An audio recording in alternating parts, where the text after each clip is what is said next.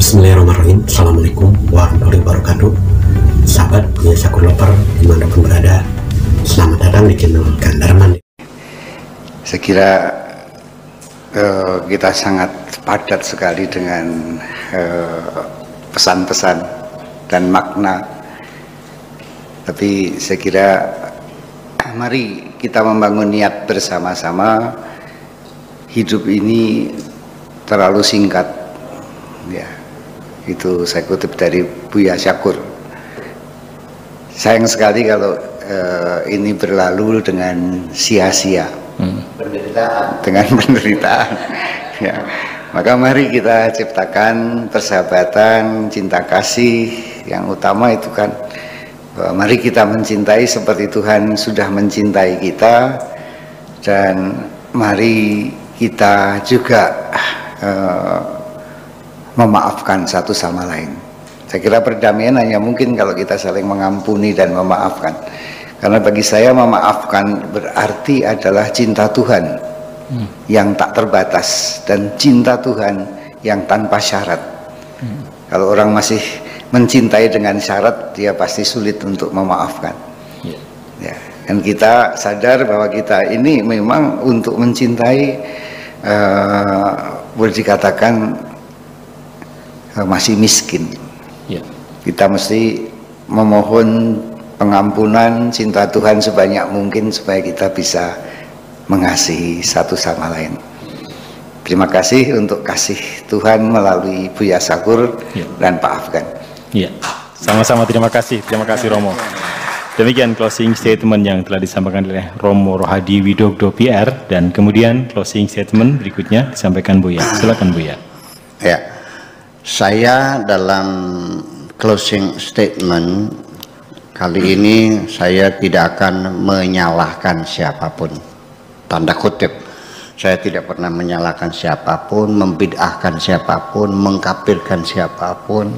Ya, tidak. Saya hanya ingin membaca situasi sekarang ini sebagai pesan dari seorang anak bangsa kepada kita semuanya, bahwasanya tindak kekerasan sekarang ini berekselerasi, semakin meningkat, dan itu di hadapan mata kita sendiri, ya, dengan peristiwa pengkeroyokan di depan gedung DPR itu, dengan tidak menyalahkan siapapun, ya, semua kekerasan, ya, dengan pentungan yang berseliweran dan sebagainya, itu saya tidak menyalahkan siapapun.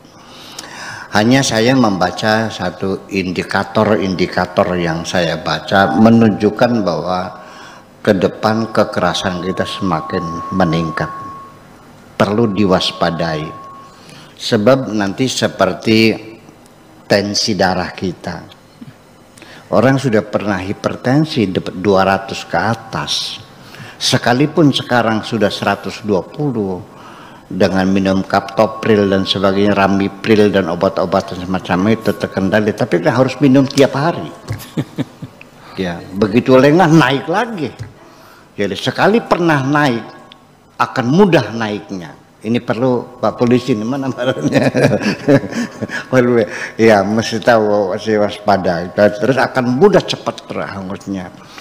Karena kalau sudah begitu nanti perpecahan. Nanti bukan berarti saya menduga-duga akan ada pemberontakan melawan pemerintah, tidak. Tetapi yang terjadi perpecahan di antara kita. Perpecahan di antara kita saja itu menyebabkan negara bisa bubar. Perpecahan di Irak itu perpecahan antar bangsa, antara anak-anak bangsa, antara sekte-sekte, bubar negaranya. Kalau Amerika mah hanya sekedar ini aja, mempercepat aja sesungguhnya mah. Syria juga sama, antara Syiah dan Sunni dia juga sama. Dan di sini juga akan terjadi perpecahan antar umat Islam itu lebih keras daripada perpecahan dengan agama lain. Dan nanti akan membahayakan, mengganggu stabilitas, mengganggu keamanan negeri kita ini dan bubar. Nah, kalau negeri kita ini sudah bubar, bukan ada dulu orang menebak jadi 10, jadi 30 negara kecil Indonesia Saya memperkirakan lebih dari 50 negara. Kalau bubar Indonesia, negara Madura, negara Bali, negara Lombok, negara Aceh, negara 50 negara lebih, Maluku Selatan, RMS juga negara Pasundan akan menjadi 55 negara, dan nanti akan menjadi negara-negara satelit. Negara satelit itu nantinya akan mengorbit kepada planet yang lebih besar, yaitu menjadi anak buahnya negara-negara besar. Dan nanti kesananya hidup kita akan saling perang saudara. Saat negara Jawa, negara Sunda, negara Bali, apa yang diperbutkan? Rebutan perbatasan, seperti di Timur Tengah, tiap hari perang rebutan perbatasan. Mau seperti itu? Nanti orang Indramayu akan bayar airnya orang Majalengka, kan dari sana airnya. Bayangkan, akan menyengsarakan kita. Yuk, mari kita jaga, kita rawat persatuan dan kesatuan Indonesia ini. Yuk kita hidup beragama yang damai. Ya kan gitu. Jangan selalu agama itu mengajak pada permusuhan. Yuk kita hormati. Yang kunut ya kunut, yang tidak ya tidak, yang tahlil silakan, yang yakinnya beda ya jangan melakukan. Jangan menyalahkan orang lain. Serahkanlah kepada Tuhan, siapa yang bakal selamat di kemudian hari, Allah yang menentukan. Memangnya surga punya nenek moyangmu? Ini satu catatan penting, bahwa kita menentukan orang masuk surga atau tidak masuk surga. Saya juga bukan sekarang dibully, pernah dibully juga dulu. Saya cuman dulu belum ada YouTube ya.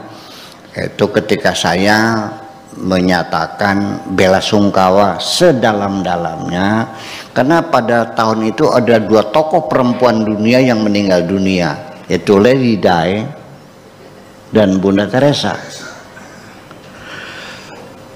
Jadi saya menyatakan, kalau nggak salah di Radar Cirebon ya, surat kabar, menyatakan bela sungkawa kesedihan sedalam-dalamnya, saya merasa kehilangan 2 tokoh dunia. Di komentarnya apa? Kayak kurang kerjaan, nangisi orang kafir. Saya bilang, nggak ada urusan kafir-kafir, dia orang-orang baik, orang banyak berjasa. Ini itu tidak hormati, semacam itu. Nah, jadi ya seperti itu. Jadi nggak boleh kita itu berbaik-baik dengan orang yang beragama lain. Apa begitu agama itu? Apakah agama itu mengajarkan permusuhan, kebencian? Atau mengajarkan cinta? Nah, ini kan persoalan kita kembali kepada agama cinta kan gitu. Nah, jadi nanti ketika kita beragama masih dalam lingkaran pertama syariat, masih bertengkar. Lingkaran masuk lingkaran kedua dalam akidah, bunuh-membunuh. Iya, masuk lingkaran yang ketiga torekot, masih bermusuhan. Kalau kita pada masuk inti lingkaran agama cinta, kita sudah selesai, tidak akan bertengkar lagi dengan siapapun. Nah, ini yang jadi masalah. Ayo kita kembali kepada agama cinta. Jadi artinya bahwa serahkan saja surga itu kepada Tuhan. Yang penting innallaha la yudhi'u ajral muhsinin. Allah tidak akan menyia-nyiakan kebaikanmu itu semuanya, akan disimpan dan akan dibalas oleh Tuhanmu. Percayalah itu. Jangan mengklaim surga hanya aku. Jadi sudah di dunianya kamu hidup eksklusif, ya, berbuat baik hanya kepada sesama. Dan ini bukan pikiran sekarang. Di kitab-kitab tafsir referensi awalnya ada penafsiran radikal eksklusif begitu tuh. Yaitu ketika firman Tuhan, inna ja'alnakum syu'uban wa qabila lita'arafu innallaha inda akramakum indallahi atqakum, bahwa kamu dijadikan berbagai sungku-sungku kabilah-kabilah untuk bekerja sama. Itu ditafsirkan oleh tafsir At-Tabarinya, kitab tafsir besar yang menjadi rujukan. Dikatakan bahwa kerjasama itu bukan antar agama, tetapi kerjasama antar umat Islam saja. Eksklusif penafsirannya. Itu bukan sekarang saja, jadi zaman dahulu kala. Nah, kenapa eksklusif? Eksklusif itu muncul pada peradaban suatu kebangsaan ketika sedang dalam top budaya, di puncak budaya semua menimbulkan kesombongan, baik Amerika, baik Cina, baik Rusia, baik Romawi, semua ketika bangsa Arab itu maju memimpin dunia juga kesombongannya muncul, seolah-olah hanyalah aku semuanya. Itu adalah fitrah manusia dan semacam itu. Dan kita dalam beragama ya harus bisa memilah-milah mana penafsiran emosional, mana penafsiran rasional, mana penafsiran sektoral dan sebagainya kita ketahui. Karena bagaimanapun perlu kita ketahui Al-Quran sebagai bahan baku. Nah, ketika para mufassirin, para interpreter itu menjelaskan Al-Quran, itu sangat dipengaruhi oleh latar belakang mufassir masing-masing. Kalau orang itu ideologinya Syiah, maka Al-Qur'annya ditafsirkan sesuai dengan streamline Syiah. Kalau penafsirnya Mu'tazilah, maka akan menafsirkan ayat-ayat Quran sesuai dengan streamline Mu'tazilah. Betul nggak? Kalau ahli sunnah wal jamaah ya akan disesuaikan. Jadi kita melihatnya multi tafsir.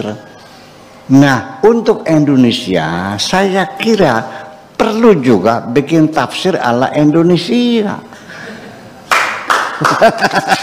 Ya, terima kasih. Assalamualaikum warahmatullahi wabarakatuh. Waalaikumsalam warahmatullahi wabarakatuh.